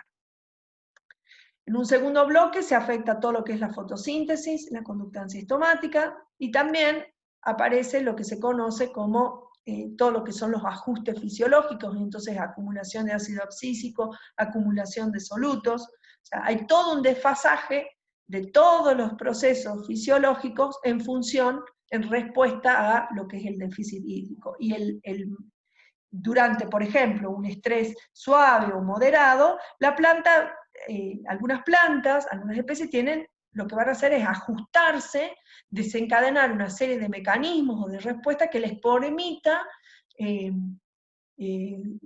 resolver, digamos, de alguna manera el problema de estrés. Pero bueno, llegado el caso, si el estrés es muy severo, las plantas van a terminar muriendo.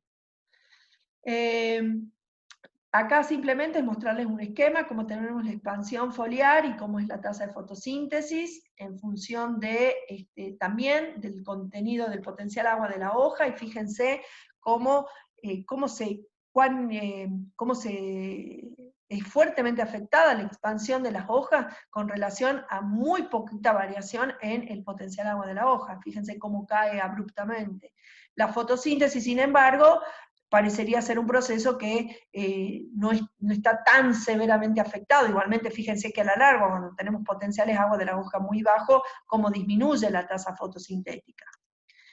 Fíjense, acá tenemos la tasa de alargamiento celular en función también del potencial de agua, como vemos como potenciales de agua más negativos, más estrés, van a generar esta disminución en la tasa de alargamiento. En este gráfico que tenemos acá en función del potencial agua del suelo, y acá fíjense cómo está la tasa de alargamiento en función del potencial agua de la hoja. Cómo hay valores a partir de los cuales ya, por ejemplo, de menos 0.6 megapascales, donde ya es bajísimo, casi nula la tasa de alargamiento.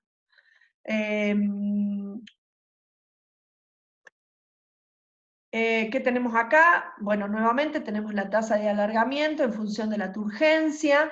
Fíjense cómo decíamos que la presión de turgencia es fundamental para el crecimiento, para el alargamiento celular.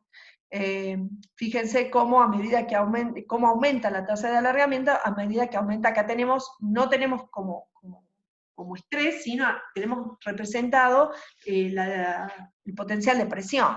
Entonces, cuanto mayor potencial de presión tengamos, mayor va a ser la tasa de alargamiento. Acá simplemente muestran dos casos, uno para plantas con riego y uno para plantas sin riego. Las plantas expuestas a déficit hídrico prolongado, bueno, se aclimatan y aumenta el valor, este valor umbral de deformación plástica de las paredes. Bueno, después no se preocupen, esto lo vamos a ver en detenimiento, pero lo que sí tienen que pensar es que si el potencial de presión es el que determina o el que regule la tasa de alargamiento, bueno, obviamente va a estar afectado por si las plantas están o no estresadas hídricamente. Y va a haber esto de aclimatación, no se preocupen porque también ya lo vamos a ver cuando las plantas se aclimatan a vivir en ambientes que están más estresados. Y por último, fíjense, acá es simplemente cómo afecta el área foliar, cómo el déficit hídrico va a afectar el área foliar y el área de la raíz. Y bueno, fíjense que lo que nos está mostrando la figura, tenemos la parte aérea y la parte radical. Acá tenemos, si nosotros, para cuantificar esto, deberíamos hacer un experimento, donde tengamos plantas control, en la cual no estén regadas, y plantas que estén sometidas a sequías o a estrés hídrico. Y entonces lo que se puede ver es que va a cambiar la relación, acá tienen unas fotos para zanahoria, va a cambiar la relación entre el tallo y raíz, y, o sea, obviamente cambia que la relación entre la transpiración y la capacidad de absorción de agua, y fíjense cómo es el desarrollo de plantas que están en ambientes hídricos, y cómo es el desarrollo de las plantas cuando están, cuando están con buena disponibilidad hídrica y cuando están deficientes en hídrico, y fíjense que lo que más se afecta es la parte aérea, más que la parte de raíz. O sea, el déficit hídrico afecta más fuertemente a la biomasa aérea que a la biomasa sequía. Igualmente esto es una barrita que simplifica o que esquematiza un resultado, ¿no? Esto no es una barra, esto no es comparable, digamos, estadísticamente, acá no hay, digamos, no es el resultado de un experimento, esto es un esquema simplemente para mostrar que lo que más se afecta proporcionalmente es la biomasa aérea respecto de la biomasa subterránea. Y listo. Bueno. Niños. A ver, clase larga, tema largo, porque imagínense que acá lo que intentamos hacer es mirar algunas cosas generales de la fisiología, por dónde va a pasar, qué es lo que tenemos que estudiar. Célula, recuerden, lo van a repasar en la parte práctica, y si no, siempre vayan pensando que lo que hay que saber de célula, como lo vimos hoy, fíjense que estuvimos hablando de pared celular, de membrana celular, de plasmodesmos, ¿sí? Entonces en cada uno de los temas vamos a ir viendo determinadas partes. Lo que pasa es que lo que necesito es que ustedes lo vayan repasando, porque es repaso. O sea, célula es un tema que ustedes lo tienen que haber visto de hecho yo he visto los apuntes, lo han visto muy bien en botánica. Entonces les recomiendo que lo vean, ¿sí? Lo que tenemos que entender ahora es cómo ir conectando y articulando o integrando los procesos que van ocurriendo ya a nivel no solo celular, de tejido, sino también de planta. ¿Dudas? Qué bueno, Ana, que te hayan quedado conceptos más claros, me alegro. Es largo el tema, así que yo les recomiendo eso que les fui diciendo en cada momento. Con este esquema que yo se los voy a subir al PowerPoint, vayan como abriendo, como armándose sus propios resúmenes, donde digan, bueno, ¿qué tenemos que pensar en agua? ¿Cómo se mueve el agua? ¿Por qué es importante el agua? Y entonces en cada parte de este sistema que nosotros vamos analizando es, ¿qué es esto? ¿Cómo ocurre? ¿Cómo el agua va a pasar del suelo a la planta? ¿Sí? ¿De qué va a depender? ¿Qué factores pueden hacer que el agua entre o no, por ejemplo, en el suelo? ¿Cómo es esa interacción entre la raíz y el suelo? ¿Cómo es después, cómo va a pasar por las células hasta llegar al xilema. ¿Cómo se va a mover en el xilema? ¿Cómo va a llegar a la hoja? ¿Qué pasa en la hoja? ¿Cuáles son? ¿Se entiende? Entonces, en cada uno de esas partecitas, de estos componentes de nuestro sistema planta, tienen que ir armándose como un resumen y viendo qué factores son los que van a influir en cada uno de ellos. Eso es mi recomendación, cómo lo haría. Igual, como les dije, todo esto ustedes, si se fijan en todos los cuestionarios, que eran 5 los cuestionarios que yo les había pasado de agua, hay muchas más preguntas más detalladas, más conceptuales que también les pueden permitir llegar, porque uno potencial agua, yo se los di medio rápido, pero también pueden ver toda la parte previa que es potencial químico, que está en el libro. Bueno, igual recuerden que todo esto ustedes tienen la parte práctica. Entonces, todo debería terminar, desde esta parte conceptual debería decantar en la parte práctica, donde ustedes hagan los ejercicios, por ejemplo, para potencial de agua, cómo se hacen los cálculos. ¿Sí? Y entonces lo terminen de entender cómo es este gradiente de potencial, qué valores toma, qué significa un valor más negativo o menos negativo en el movimiento del agua. ¿Está? A ver, hoy ya han puesto tantos mensajes, ni los puedo seguir.